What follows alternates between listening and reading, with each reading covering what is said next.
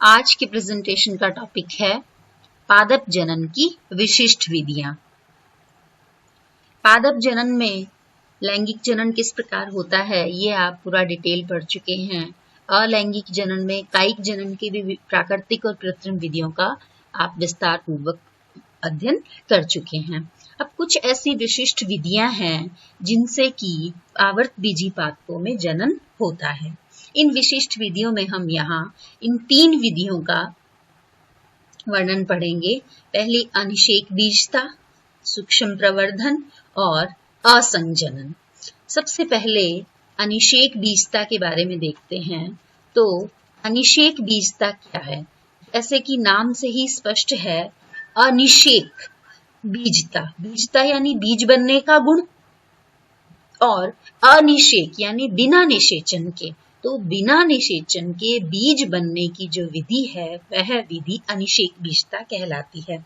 यानी इस विधि में जनन इकाई बीज ही होती है, लेकिन ये जो बीज बनते हैं इन बीजों के बनने के दौरान लैंगिक जनन में जो मुख्य घटनाएं होती हैं जैसे कि अर्धसूत्रण, युग्मक संलयन, निषेचन, ये क्रियाएं यहाँ पर नहीं होती हैं। तो अनिषेक बीजता ऐसी विधि, जनन की ऐसी विधि जिसमें जनन इकाई बीज होते हैं लेकिन इन बीजों का निर्माण लैंगिक जनन द्वारा नहीं होता। तो फिर बीज का निर्माण कैसे होता है? बीज का निर्माण अनिषेक बीजता में किस प्रकार होता है, इसके लिए आप बीजांड की संरचना रिकॉल कीजिए। बीजांड की संरचना में आपने देखा था कि बाह्य और आंतरिक अध्यावरण है, बीजांड वृंत है, बीजांड द्वार है और अंदर एक मृदुतकीय उत्तक है जिसे बीजांड काय कहते हैं। और बीजांड काय की प्रपसु उत्तक की कोशिकाएं भ्रूणकोश बनाती हैं। वो भ्रूणकोश अगुणित होता है, लेकिन यहाँ इस बीजांड की कोई भी द्विगुणित कोशिका द्विगुणित भ्रूणकोश का निर्माण करती है और यह द्विगुणित भ्रूणकोश की कोशिका बिना निषेचन के ही बीज का निर्माण करती है, इसलिए इस विधि को अनिषेक बीजता कहते हैं। तो इस विधि द्वारा निर्मित जो बीज होंगे वो द्विगुणित होंगे और उन बीजों के समस्त गुण, जीन मात्रक पादप के समान ही होंगे। अनिषेक बीजता कई प्रकार से हो सकती है। जैसे अनिषेक बीजता का पहला प्रकार है अपस्थानिक भ्रूणता। अपस्थानिक भ्रूणता का मतलब क्या? भ्रूणता यानी भ्रूण बनने की विधि, भ्रूण बनने की तरीका, लेकिन वो जो भ्रूण बनने का स्थान है वो क्या है? भ्रूण बनने का स्थान भ्रूणकोश है, भ्रूणकोश में भ्रूण बनता है, लेकिन भ्रूणकोश में भ्रूण बनने के अलावा बीजांड में कहीं और भ्रूण बनना, ये अपस्थानिक भ्रूणता है। तो इस प्रक्रिया में भ्रूण का निर्माण भ्रूणकोश के बाहर स्थित बीजांड काय या अध्यावरण की किसी भी द्विगुणित कोशिका से हो जाता है। तो अनिषेक बीजता की यह विधि अपस्थानिक भ्रूणता के नाम से जानी जाती है। दूसरा प्रकार है अनिषेक बीजता का द्विगुणित बीजाणुता। इसमें क्या है? जब प्रपसु उत्तक की जो मेगा स्पोर मदर सेल है यानी गुरु बीजाणु मात्र कोशिका है जिसे हम शॉर्ट में MMC कहते हैं, ये कोशिका समसूत्री विभाजन द्वारा द्विगुणित भ्रूणकोश बनाती है और इस द्विगुणित भ्रूणकोश की द्विगुणित अंड कोशिका जो कि अनिषेचित है, निषेचन यहाँ नहीं होगा, तो यह अनिषेचित अंड कोशिका या फिर अन्य कोशिका भ्रूण का निर्माण करती है। इसी प्रकार तीसरी जो विधि है वह विधि है अपबीजाणुता। इस विधि में बीजांड काय की कोई भी द्विगुणित कोशिका द्विगुणित भ्रूणकोश का निर्माण करती है और द्विगुणित अनिषेचित अंड कोशिका या द्विगुणित भ्रूण का निर्माण होता है। अगली जो विधि है वह विधि है सूक्ष्म प्रवर्धन या प्लांट टिश्यू कल्चर। पादप प्रजनन की यह आधुनिक तकनीक है। इस आधुनिक तकनीक में पादप के जीवद्रव्यकों को या कोशिकाओं को, उत्तकों को या अंगों को पृथक किया जाता है और पृथक करने के पश्चात इन्हें प्रयोगशाला में निर्जर्मीकृत करके रासायनिक रूप से ज्ञात, उचित और संवर्धन माध्यम, जिसे पोषक माध्यम भी कहते हैं, उस माध्यम पर नियंत्रित अवस्थाओं में संवर्धित किया जाता है। जब इन्हें संवर्धित किया जाता है तो इनसे थोड़े समय पश्चात या तो कैलस का निर्माण होता है या प्ररोह का निर्माण होता है। कैलस में विभेदन के उपरांत और प्ररोह में जड़ जनन द्वारा नवोद्भिद पादपों का विकास हो जाता है। इन पादपों से विकसित पादपों को दृढ़ीकृत, वातानुकूलित और प्राकृतिक आवासों में स्थापित कर दिया जाता है। तो इस प्रकार प्रयोगशाला में ही पादप विकसित कर लिए जाते हैं। इस सूक्ष्म प्रवर्धन तकनीक या प्लांट टिश्यू तकनीक के जो लाभ हैं, वे लाभ क्या लाभ हैं, वो इस प्रकार से हैं। इस विधि द्वारा कम समय और सीमित स्थान में असंख्य पादपों को विकसित किया जा सकता है। इस तकनीक पर बाह्य वातावरण का प्रभाव नहीं पड़ता। क्यों? क्योंकि सारी की सारी जो तकनीक है, सारी तकनीक के जो चरण हैं, वो सभी प्रयोगशाला में हो रहे हैं और इस विधि द्वारा रोग मुक्त पादप तैयार किए जाते हैं और इस विधि द्वारा आर्थिक रूप से महत्वपूर्ण पादपों का वृहद स्तर उत्पादन किया जा रहा है। तो इस प्रकार से ये पादप जनन की विशिष्ट विधियों में हमने दो विधियां पढ़ी, अनिषेक बीजता और सूक्ष्म प्रवर्धन। अगली जो विधि है वह विधि है असंजनन।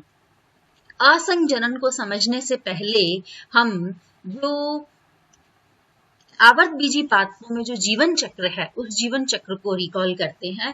तो आवर्तबीजी पादपों के जीवन चक्र में दो पीढ़ियां बनती हैं, एक पीढ़ी बीजाणुद्भिद और दूसरी पीढ़ी युग्मकोद्भिद। जो बीजाणुद्भिद पीढ़ी होती है वो प्रमुख पीढ़ी होती है, द्विगुणित होती है, दीर्घजीवी होती है, स्वपोषी होती है, मूल, स्तंभ और पर्णों में विभेदित होती है। आप अपने चारों ओर जो भी पेड़ पौधे देखते हो वो उन पेड़ पौधों को आप बीजाणुद्भिद पीढ़ी में देखते हो। अब इन बीजाणुद्भिद पीढ़ी पर जो द्वितीय पीढ़ी है यह अगुणित युग्मकोद्भिद पीढ़ी विकसित होती है। ये अत्यंत अल्पजीवी होती है, यानी इसका समय जीवन काल जो है वो कम होता है, अत्यंत हासित होती है, यानी थोड़ी कुछ कोशिकाओं की ही बनी हुई होती है और यह बीजाणुद्भिद पीढ़ी पर निर्भर रहती है और इसका स्वतंत्र अस्तित्व नहीं होता। और इन दोनों पीढ़ियों के जीवन चक्र, इन दोनों पीढ़ियों का लगातार एकांतरण होता रहता है। यानी पहले बीजाणुद्भिद पीढ़ी है तो बीजाणुद्भिद पीढ़ी से युग्मकोद्भिद पीढ़ी बनी, फिर युग्मकोद्भिद में निषेचन हुआ तो उसके पश्चात फिर बीजाणुद्भिद पीढ़ी बनी। तो इस प्रकार पीढ़ियों में एकांतरण होता है और इन पीढ़ियों के एकांतरण के लिए दो महत्वपूर्ण क्रियाएं होती हैं। एक विधि है अर्धसूत्रण और दूसरी है युग्मक संलयन। अर्धसूत्रण कहाँ हुआ? बीजाणुद्भिद की जो द्विगुणित कोशिकाएं हैं उन कोशिकाओं में अर्धसूत्री विभाजन होने से जो युग्मकों का निर्माण होता है, वह प्रक्रिया युग्मकों का निर्माण अर्धसूत्री विभाजन के द्वारा होता है। और जो ये अर्धसूत्री विभाजन के फलस्वरूप जो युग्मक बने हैं, नर युग्मक, मादा युग्मक, इनके संलयन के फलस्वरूप आगे युग्मनज का निर्माण होगा, जिससे कि युग्मक संलयन की प्रक्रिया को निषेचन भी कहा जाता है। तो इस प्रकार से ये दो महत्वपूर्ण क्रियाएं आवर्तबीजी पादपों के जीवन चक्र में होती हैं। बीजाणुद्भिद पीढ़ी का अवसान अर्धसूत्रण से होता है और युग्मकोद्भिद पीढ़ी का निषेचन से होता है। या इसको हम इस प्रकार से भी कह सकते हैं कि युग्मकोद्भिद पीढ़ी का प्रारंभ अर्धसूत्रण के बाद होता है, जबकि बीजाणुद्भिद पीढ़ी का प्रारंभ निषेचन के बाद होता है। अनेक आवर्तबीजी पादपों में लैंगिक जनन के बिना ही भ्रूण बन जाते हैं। सामान्यतः आवर्तबीजी पादपों में ये लैंगिक जनन की प्रक्रिया पूरी होगी जब भी भ्रूण बनेंगे, लेकिन अनेक आवर्तबीजी पादपों में ये लैंगिक जनन के जो चरण है, यानी अर्धसूत्रण और जो निषेचन है, युग्मक संलयन है, ये होते ही नहीं है और इनके बिना ही भ्रूण बन जाते हैं। ऐसी घटना को असंजनन कहते हैं। तो यह पादप जनन की विशिष्ट विधि है जिसे हम असंजनन कहते हैं। असंजनन भी नाम से ही स्पष्ट है, इसे एपोमिक्सिस भी कहते हैं, यानी बिना निषेचन के, बिना युग्मकों के संलयन के, बिना युग्मकों के संलयन के इस जो विधि है उसे असंजनन कहते हैं। ये असंजनन मुख्यतः दो प्रकार का होता है। पहला प्रकार है असंजनन का बीजाणुद्भिद असंजनन। इस प्रकार के जनन में बीजांड काय या अध्यावरण की कोई भी द्विगुणित कोशिका से भ्रूण का निर्माण हो जाता है। जबकि जो युग्मकोद्भिद असंजनन है, इसमें क्या होगा? ये दो प्रकार से होता है, अनिषेक जनन और अपयुग्मन। अनिषेक जनन में जब भ्रूण का निर्माण अगुणित भ्रूणकोश की अनिषेचित अंडकोशिका से होगा, यानी संलयन यहाँ पे नहीं हुआ है लेकिन अर्धसूत्रण हुआ हुआ है। अर्धसूत्रण के फलस्वरूप अगुणित भ्रूणकोश बना है और इस अगुणित भ्रूणकोश की जो अगुणित अंडकोशिका है वो बिना निषेचन के ही भ्रूण का निर्माण कर देती है। जबकि अपयुग्मन के अंदर भ्रूण का निर्माण होता तो अगुणित भ्रूणकोश से ही है, लेकिन यहाँ अंडकोशिका से ना होकर अन्य अन्य किसी अगुणित कोशिकाएं जैसे सहायक कोशिकाएं होती हैं, प्रतिध्रुवी कोशिकाएं होती हैं, इन कोशिकाओं से भ्रूण का निर्माण होता है। तो इस प्रकार से युग्मकोद्भिद असंजनन से जो निर्मित भ्रूण है वो अगुणित होते हैं, और ऐसे अगुणित भ्रूणों से अगुणित बीज, अगुणित पादप विकसित होते हैं, और ऐसे पादप बंधे होते हैं।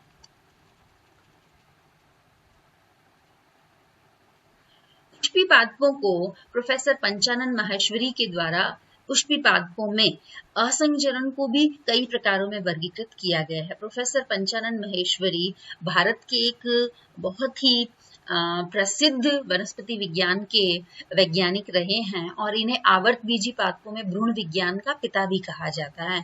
इनके अनुसार असंजनन 4 प्रकार से होता है: अनावर्ती, पुनरावर्ती, अपस्थानिक भ्रूणता और कायिक असंजनन, जिसमें से हम सबसे पहले पढ़ेंगे अनावर्ती असंजनन। अनावर्ती असंजनन भी 2 प्रकार से होता है। पहला प्रकार है अगुणित अनिषेक जनन।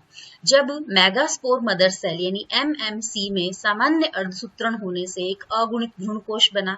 सामान्य प्रक्रिया है, जैसे पहले हमने सामान्य विधि में पढ़ा वैसा ही हो रहा है, और अगुणित भ्रूणकोश बन गया। अगुणित जो भ्रूणकोश है वो हमारे पास 7 कोशिकीय बनता है, जैसा कि पहले भी अभी बात की थी। और आप भ्रूणकोश की संरचना भी यदि रिकॉल करें तो वहां 3 प्रतिध्रुवी कोशिकाएं होती हैं, 1 अंड कोशिका होती है और 2 सहायक कोशिका होती है। तो अगुणित अनिषेक जनन में इस अगुणित भ्रूणकोश की अगुणित अनिषेचित अंड कोशिका से अगुणित भ्रूण का निर्माण हो जाता है। यह जनन अगुणित अनिषेक जनन कहलाता है। इससे भी जो पादप बनेंगे वो कैसे होंगे?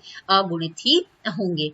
जबकि अनावर्ती असंजनन की जो दूसरी विधि है वो है अगुणित अपयुग्मन। इसमें मेगास्पोर मदर सेल से सामान्य अर्धसूत्रण से भ्रूणकोश तो अगुणित ही बना है, लेकिन यहाँ भ्रूण का निर्माण उस अंड कोशिका से न होकर किसी अन्य अगुणित कोशिका से होगा। तो इस प्रकार यह विधि अगुणित अपयुग्मन कहलाती है। प्रोफेसर पंचानन माहेश्वरी के अनुसार जो असंजनन है वो असंजनन का दूसरा प्रकार है पुनरावर्ती असंजनन। इसमें बीजांड काय में विकसित प्रपशु उत्तक या मेगास्पोर मदर सेल बिना अर्धसूत्रण के भ्रूणकोश का निर्माण करती है, यानी इनमें अर्धसूत्रण की ही प्रक्रिया होती ही नहीं है। जो अनावर्ती असंजनन पढ़ा वहां अर्धसूत्रण हो रहा है लेकिन युग्मक संलयन नहीं हो रहा है। यहाँ अर्धसूत्रण ही नहीं हो रहा है तो युग्मक संलयन तो होगा ही नहीं। तो बिना अर्धसूत्रण के ही भ्रूणकोश का निर्माण हुआ। ये भ्रूणकोश द्विगुणित होते हैं। इस भ्रूणकोश की सभी कोशिकाएं, अंड कोशिका, दोनों सहायक कोशिका, तीनों प्रतिमुखी कोशिकाएं सभी द्विगुणित होती हैं। ये पुनरावर्ती असंजनन फिर से 2 प्रकार का होता है। पहला प्रकार है जनन अपबीजाणुता। यहाँ यदि भ्रूणकोश का विकास प्रपशु उत्तक की द्विगुणित कोशिकाओं से होता है तो इस द्विगुणित भ्रूणकोश की द्विगुणित कोशिकाओं से ही द्विगुणित भ्रूण का निर्माण हो जाएगा। जबकि इसका दूसरा प्रकार है कायिक अपबीजाणुता। यदि बीजांड काय या अध्यावरण की द्विगुणित कोशिका से द्विगुणित भ्रूणकोश का निर्माण होता है तो इस द्विगुणित भ्रूणकोश की द्विगुणित कोशिकाओं से ही भ्रूण का विकास होगा। इसे कायिक अपबीजाणुता कहा जाता है। तो इस प्रकार से ये पादप जनन की विशिष्ट विधियां है। आवर्त बीजी और अनावर्त बीजी पौधों के अंदर एक और गुण देखने को मिलता है। वह गुण है पॉलीएम्ब्रॉयनी या बहुभ्रूणता, यानी एक ही बीज में एक से अधिक भ्रूणों का होना बहुभ्रूणता कहलाता है। सामान्यतः एक बीज में एक ही भ्रूण होगा, लेकिन किसी विशेष कारण से, किसी विशेष गुण के कारण एक बीज में यदि एक से अधिक भ्रूण हो गए हैं तो यह स्थिति बहुभ्रूणता कहलाती है। यानी हम यदि बहुभ्रूणता वाले बीजों को बोते हैं तो बीज हम एक बोते हैं, लेकिन उस एक बीज से कई जो है वो पौधे निकलते हैं। इस बहुभ्रूणता को 1719 में एंटोनी वॉन ल्यूवेनहॉफ नामक वैज्ञानिक ने खोजा था और इन्हें संतरे के बीजों में इस बहुभ्रूणता को खोजा गया था।